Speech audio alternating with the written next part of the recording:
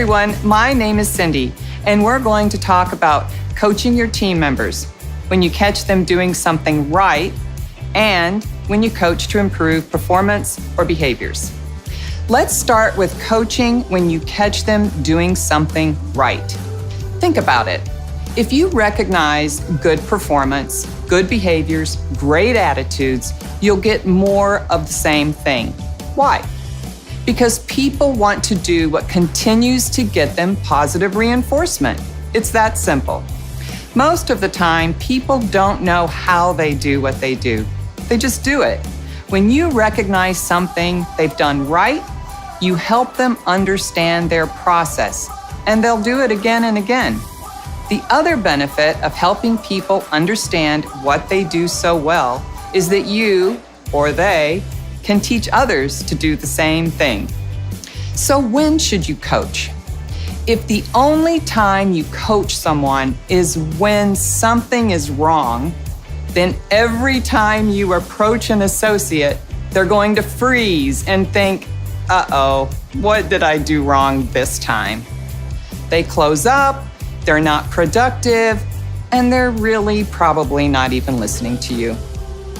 You should coach your team doing something right more times than wrong. In fact, you should catch them doing things right 5 times more often than wrong. So when you're having a coaching conversation, remember to connect with permission. That means asking them if it's a good time to talk.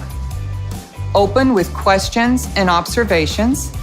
Assess what's working and growth areas. That means asking questions and aligning on what needs to change and what's working. Create a path for action and accountability. That means who's going to do what, who's going to follow up, and finally, honor their contribution, which is just a fancy way of saying thank you.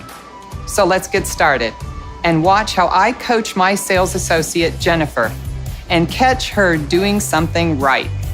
Hey, Jennifer, how you doing? I am great. How are you today? Good. Do you have a second to chat? Sure. Okay, first of all, I have to tell you, great job with that last customer. You rock. And you, again, were the top performer in sales last week. Woohoo! Yes. All right. So congratulations. Thank you. But I have a question for you. So I want to make our sales plan this week.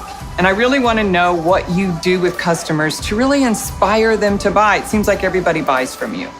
So what do you do with customers? Why do they want to buy so much? What do you think is going on?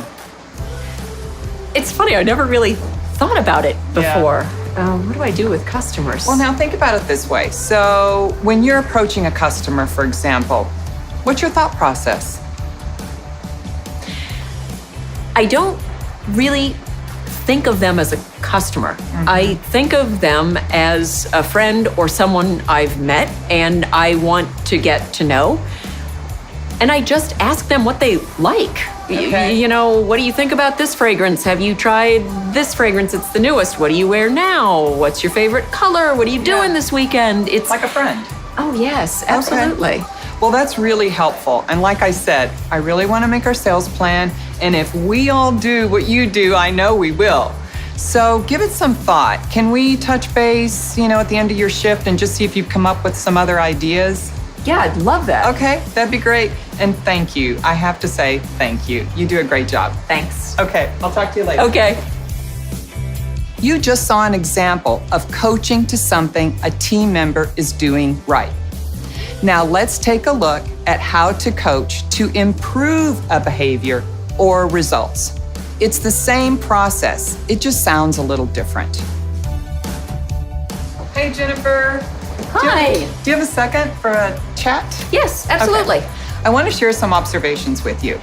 I've noticed in the past couple of weeks your EDP sales have been going down a little bit. And then last week you didn't make your sales goal. I know. And that's the first time.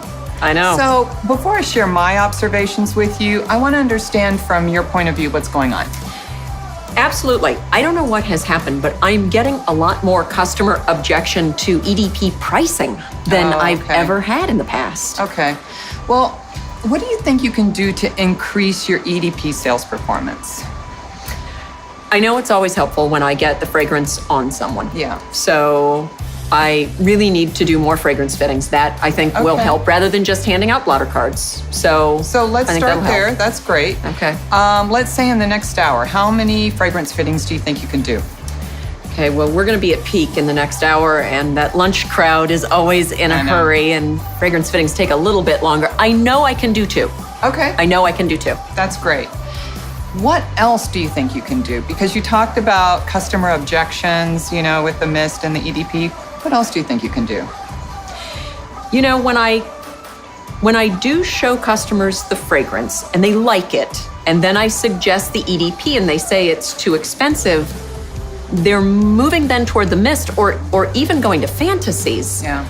Maybe if I talk about the value of the EDP from a wear time standpoint, yep. It lasts twice as long, 3 times as long, so they'll have to buy more. They'll have to buy of the mist. Exactly, and that ends up being just as expensive as an EDP. So maybe that's what I can try. Okay, try that. And if there's anything you can think about that I can support you, let me touch base with you in about an hour. I want to see how your fragrance fittings are going.